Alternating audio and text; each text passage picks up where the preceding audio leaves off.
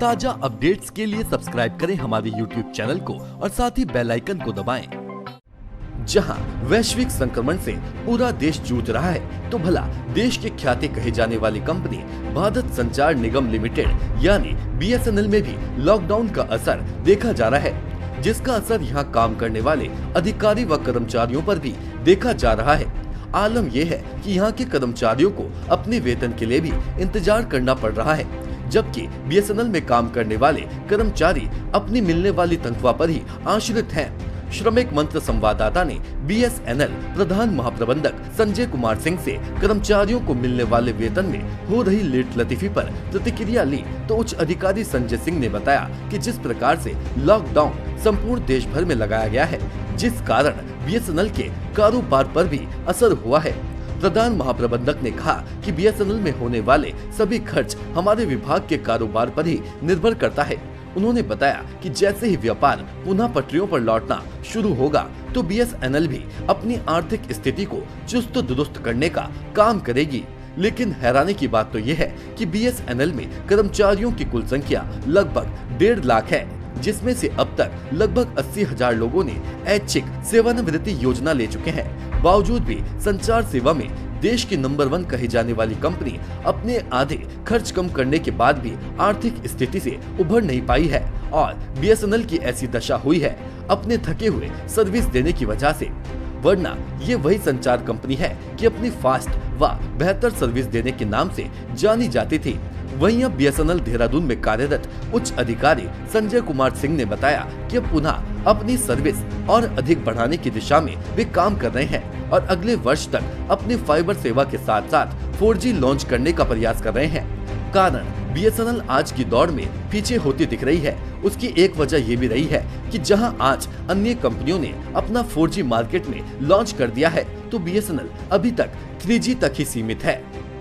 जिस तरीके से आप एक कर्मचारी की बात करें, तो जिस मेन आय स्रोत होता है, इनकम के हिसाब से आपको जनरेट करना होता है, खासकर जो कर्मचारी आपके हैं जो डिपेंड ही सैलरी पर है, उनके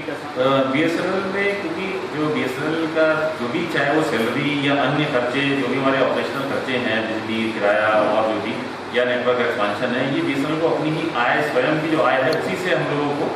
को सारा मैनेज करना पड़ता है। तो इसमें निश्चित रूप से जो पीछे BSNL की जो वित्तीय स्थिति में दिक्कतें आई हैं, उसकी वजह से सैलरी में भी थोड़ा डिले हुआ है, सैलरी समय पे नहीं मिल पाई है।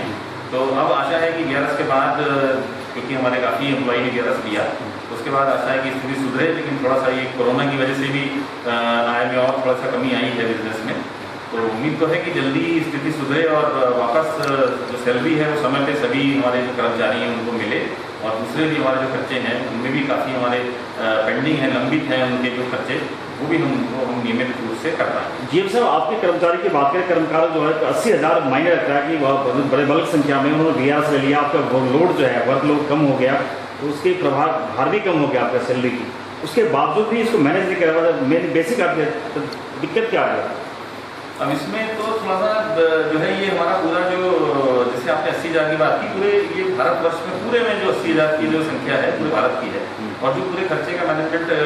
जो निगमित कार्यालय है, कॉर्पोरेट ऑफिस है, वो दिल्ली के द्वारा किया जाता है। तो अभी तो ये है कि दिक्कतें हैं, अभी पूरी तरह से सुधार शायद नहीं हुआ है, इसीलिए जो आपने बताया सैलरी में जो डिले है वो सही है, अभी है डिले।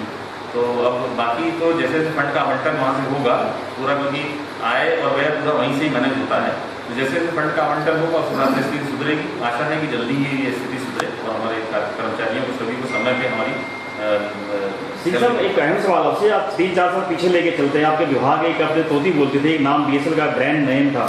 तो कहीं ना कहीं आप जो एक नाम सा हटता गया, लोग करते जा रहे हैं, वजह क्या मानते हैं इसकी? कहीं ना कहीं नुकसान आज भी भरपाई नहीं कर पा रहे हैं।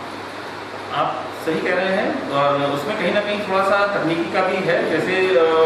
आप देखें, अन्य हमारे जो सर्विस प्रोवाइडर हैं वो पिछले 4 साल से 4G की सेवा दे रहे हैं, हम 4G सेवा नहीं दे पा रहे हैं, क्योंकि 4G का हमारा कोई स्पेक्ट्रम का आवंटन नहीं है। हम लोग अभी भी 3G सेवा दे रहे हैं, जिसमें कि निश्चित रूप से आज उपभोक्ता जो है वो इस चीज़ को देखता है कि सेवा में कौन बेटर है, क्या है, इसलिए इसका भी दिक्कतें हैं। अब आशा है कि सरकार ने जैसा जो पैकेज, ये रिवाइवल पैकेज दिया, उसमें 4G स्पेक्ट्रम भी एक पार्ट है, तो हमको जल्दी 4G स्पेक्ट्रम मिले, और शायद वर्ष जो 20-21 है, 2020 और 21 में हम 4G सेवा का BSNL भी बड़े क्षेत्र में विस्तार करेगा, जिससे कि शायद हमारी सिम की जो सेल है वो काफ़ी बढ़ेगी और हमारे आय में भी सुधार होगा। और दूसरा, हम लोग जो शहर में फाइबर पे ब्रॉडबैंड देने का काम हमने तेज़ी से शुरू कर रहे हैं। पिछले 2-3 महीनों से हम लोगों ने काफ़ी प्रगति की है उसमें। थोड़ा सा कोरोना की वजह से अभी दिक्कत हुई है और इसका काफ़ी डिमांड है और हमें उम्मीद है कि इस साल में हम काफ़ी ज़्यादा फाइबर में कनेक्शन पूरे शहर में, पूरे जिले देहरादून जिले में और क्या अदर दूसरे जिलों में भी सभी हमारे जो लगे हुए हैं लोग, इसका अच्छा सुधार होगा। निश्चित रूप से आय बेटर होगा। जी साहब, क्या फाइबर जो एक्सपेरिमेंट है तो जो पहले के बाद ऑनलाइन सिस्टम भी देखा आपने, फाइबर से रुझान बेटर मिल रहा है? जी बिल्कुल, क्योंकि फाइबर में क्या है कि जो पुराना हमारा केबल था, जो कॉपर केबल जिसे हम कह देते हैं, दबे हुए हैं जो, उसमें क्योंकि पुरानी तकनीकी है और उसमें फॉल्ट की संभावना बहुत रहती है और उसमें एक डिस्टेंस के बाद लाइन लॉस इतना ज़्यादा हो जाता है कि फाइबर में ब्रॉडबैंड में स्पीड नहीं मिल पाती है। लेकिन फाइबर में क्या है कि अभी नई टेक्नोलॉजी है, लेटेस्ट टेक्नोलॉजी है, इसमें एक तो लॉसेज नहीं होते हैं, चाहे आप इसमें 5 किलोमीटर तक भी लेके जाएं तब भी आपको स्पीड पे कोई फर्क नहीं पड़ेगा और उसके बाद स्पीड बेटर मिलेगी, फॉल्ट कम आएंगे। इसलिए आज की डेट में जो भी हमारे उपभोक्ता हैं वो फाइबर पे बहुत अच्छा रुझान हमको मिल रहा है और हम लोग काफ़ी कनेक्शन फाइबर पे दे रहे हैं। ब्यूरो रिपोर्ट, श्रमिक मंत्र।